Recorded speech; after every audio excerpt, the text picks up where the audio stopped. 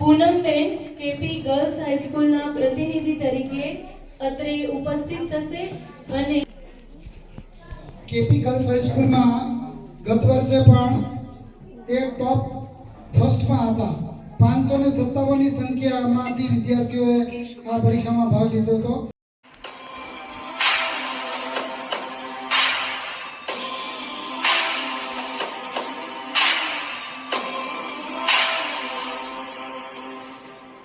माना कि मुश्किल है सफर पर सुनो मुसाफिर हो कहीं अगर तू रुका तो मंजिल आएगी ना फिर कदम कदम मिलाए जा गगन गगन झुकाए जा रख हौसला कर फैसला तुझे वक्त बदलना है